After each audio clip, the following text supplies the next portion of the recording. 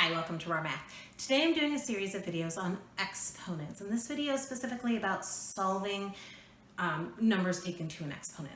My challenge to you is start off by pausing the video, pause, and figure out all the answers. Then watch the video, see if you have them right. Use this as a practice tool, not just listening for the answers. Okay, so -5 cubed is equivalent to 5 times 5 times 5, which is 125.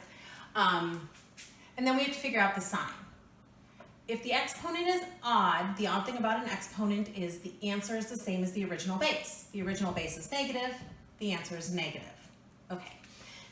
-2 to the 5th is really -1 times 2 to the 5th. That -1 isn't being taken to the 5th power. Because of that, we know the answer has to be negative. 2 to the 5th is 32.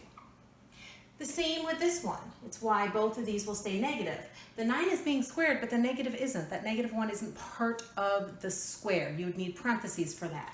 So -9 squared versus -6 squared, where it's -6 times -6. This was -1 times 9 times 9. This is -6 times -6, and negative times a negative is positive, so we get a positive 36. Okay.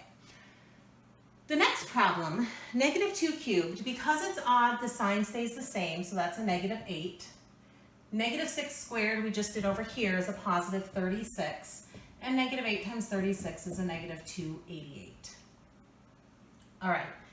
-1 to a funky power. This is just testing your ability to remember that an even exponent is positive and an odd exponent is the same as the base.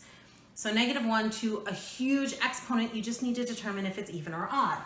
42 is even, so this is the equivalent of +1, so we can kind of ignore this. So this is just 36.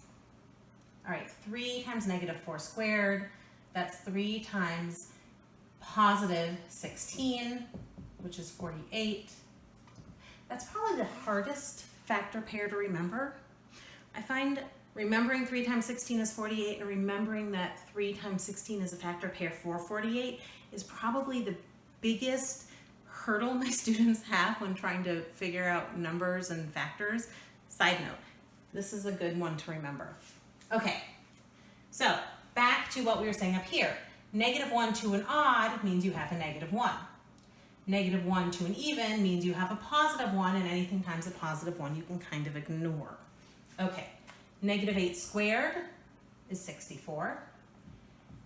This is a positive 64. This is a -1. So what we really have is -1 times 64, which becomes -64.